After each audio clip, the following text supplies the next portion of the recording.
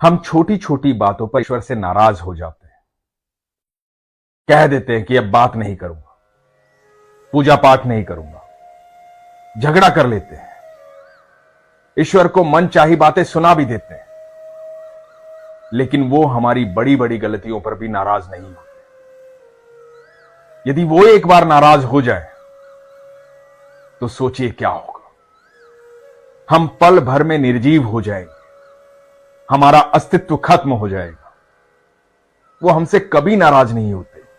वो इसलिए नाराज नहीं होते क्योंकि वो हमसे बेहद प्रेम करते हैं। उनके प्रेम का एक प्रसंग आपको सुनाता हूं, बड़े ध्यान से सुनिएगा। दिल्ली जनकपुरी में रहने वाली सोनी बताती हैं कि शादी से पहले भगवान की बहुत आराधना करती थी, सारे उपवास रखती थी। जन्माष्टमी, शिवरात्रि, महादेव की अनन्य भक्त थी, महादेव से बातें करती थी। उसके बाद शादी हुई। शादी होने के बाद जिम्मेदारियां बढ़ जाती हैं, चाहे वो पुरुष हो या महिला। जिम्मेदारियों में लगता है कि अब समय कहां से निकालूं भगवान के लिए, अब समय नहीं है। घर की बहुत सारी जिम्मेदारियां होती हैं और यह हर व्यक्ति के साथ होता है, इसमें कुछ नया नहीं है। तो सोनी के साथ भी यही हो रहा था। मन में कुछ इच्छाएं थी, ईश्वर से जो भी मांगती थी वो मिलता नहीं था। ऐसा लगता था कि ईश्वर मेरी बात ही नहीं सुनते हैं। लेकिन ईश्वर तो ईश्वर है, वो हमेशा वही करते हैं जो हमारे लिए अच्छा होता है, हमारे लिए बेहतर होता है। प्रभु ने इनको 2 संतान दी, एक बेटी और एक बेटा।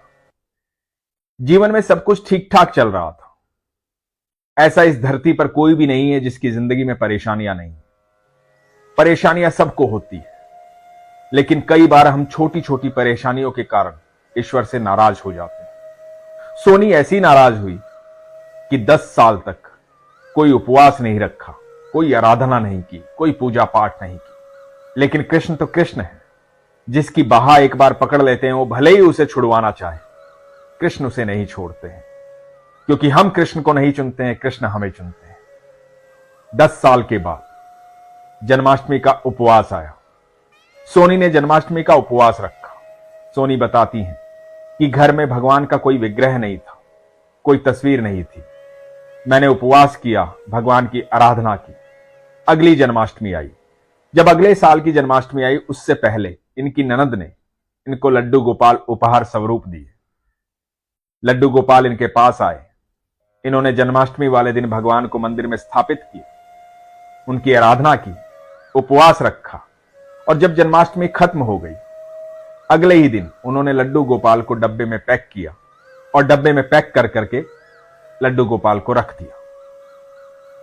समय बीतने लगा। उसके बाद फिर एक और जन्माष्टमी आई। जब जन्माष्टमी आने वाली थी, उससे पहले इनको एक सपना आया। सपने में एक नन्हा सा बालक आया। बालक ने आके कहा कि मुझे बाहर निकालो। ये घबरा गई, चिंतित हो गई। इन्होंने अपनी बहन से इस बात का जिक्र किया कि मुझे इस तरह का सपना आया है।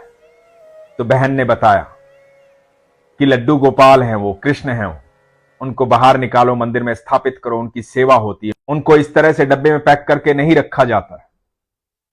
वो ईश्वर हैं, तुमने उनकी आराधना की है तो उनकी आराधना करो। लड्डू गोपाल को डब्बे से बाहर निकाला गया। फिर से आराधना शुरू हुई। सोनी बताती है कि घर में सुख, शांति और समृद्धि आनी शुरू हुई। सब कुछ अपने आप अच्छा होने लगा। थोड़ा समय बीतने लगा। अब घर में ईश्वर की पूजा होती थी, आराधना होती थी, सकारात्मक ऊर्जा का प्रवेश हो रहा था, सब कुछ ठीक ठाक हो रहा था। एक दिन शुक्रवार की रात थी। शुक्रवार की रात को इनको एक सपना आया। सपने में इन्हें दिखाई दिया कि एक गांव में गई हैं, कुछ ढूंढ रही हैं। ये ढूंढ रही हैं, इतने में एक बच्चा आता है, एकदम काले रंग का बच्चा।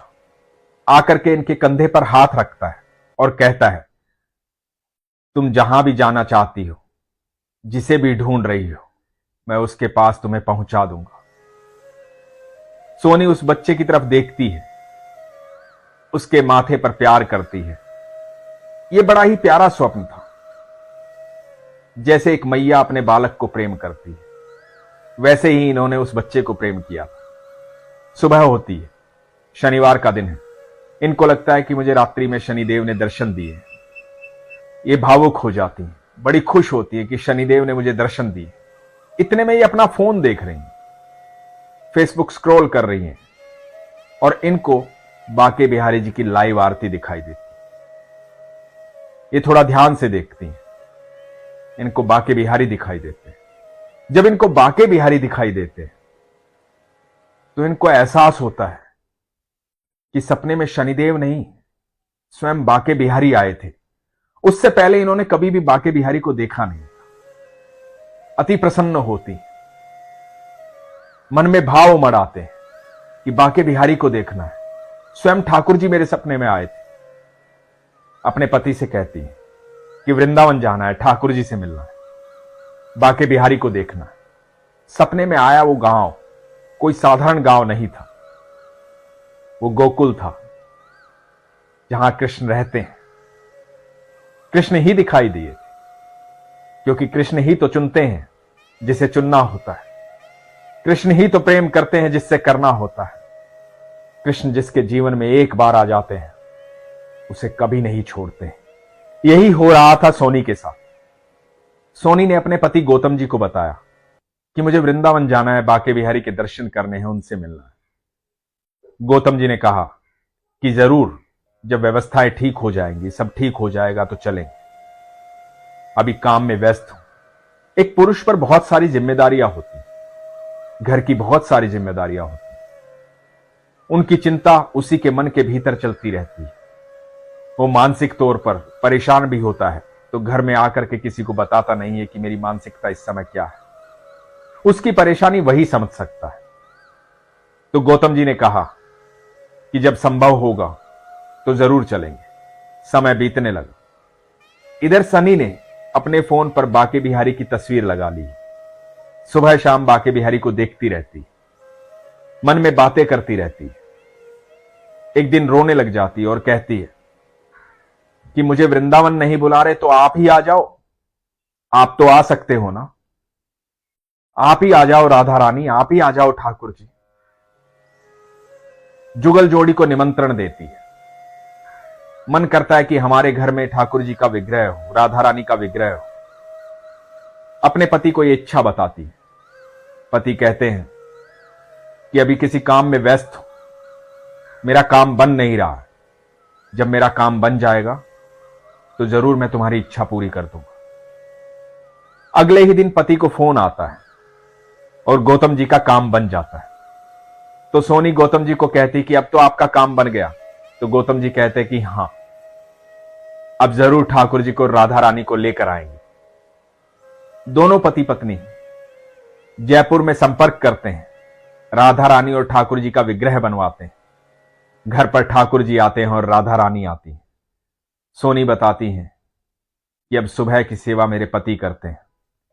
घर में सकारात्मक ऊर्जा है, सुख शांति है, प्रेम है, जीवन बदल गया है। अब बस यही मन करता है कि ठाकुर जी की सेवा करूं, पूजा पाठ करूं, सब अच्छा सोचूं। अब मन में कोई भी बुरा विचार नहीं आता है। भगवान से कोई नाराजगी नहीं है, ना मेरी नाराजगी है, ना ही गौतम जी की नाराजगी है। अब सब खुश है। बस मन में एक ही इच्छा है कि ठाकुर जी वृंदावन बुलाएं। वृंदावन जाना चाहती है। यह अवश्य होगा, ठाकुर जी बुलाएंगे, क्योंकि ठाकुर जी ने सबका समय निर्धारित कर रखा है। वृंदावन तभी जा पाते हैं जब ठाकुर जी की मिलने की इच्छा होती है। जब हमारी मिलने की इच्छा होती है तो हम सिर्फ ठाकुर जी को यह कह सकते हैं कि ठाकुर जी, हम आपसे मिलना चाहते हैं। लेकिन सच यह है कि वृंदावन वही लोग जा पाते हैं जिनसे ठाकुर जी की मिलने की इच्छा होती है। लेकिन यहां सोनी एक बात और कहती है, जो बात सच में बहुत अच्छी।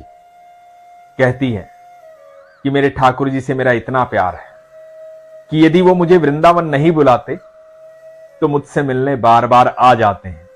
चाहे मेरे सपने में आए, चाहे बातों में आए, चाहे कैसे भी आए, मुझे बार बार उनका दर्शन होता है। मैं भी यही कहता हूं कि आप अपने मन को वृंदावन बना लीजिए। मन में ठाकुर जी का निवास रहना चाहिए, मन में राधा रानी रहनी चाहिए। आपका मन ही वृंदावन धाम है, मन ही बरसाना धाम है। आपका सदकर्म, आपकी जिम्मेदारियां, आपके आसपास का वातावरण, जो आप सकारात्मक कर सकते हैं वो आपको करना चाहिए। यदि आप सच में ईश्वर से प्रेम करते हैं, सच में ठाकुर जी से प्रेम करते हैं, सच में राधा रानी से प्रेम करते हैं, तो आपके व्यवहार में ये दिखाई देना चाहिए कि आप ठाकुर जी के प्रिय हैं, आप राधा रानी के प्रिय हैं। और वो तभी संभव हो पाएगा जब आपके इर्द गिर्द रहने वाले सभी लोग आपसे प्रसन्न रहें, जब आप उनकी नकारात्मक ऊर्जा को खत्म कर दो, जब आप उनके भीतर यह विश्वास जागृत कर दो कि घबराओ मत, डरो मत, ईश्वर है और हर पल हमारे साथ है। लेकिन इसके लिए प्रगाढ़ विश्वास की आवश्यकता है। इसीलिए मैं कहता हूं कि अपने विश्वास को मजबूत रखो, अपना ख्याल रखो। हरे कृष्ण।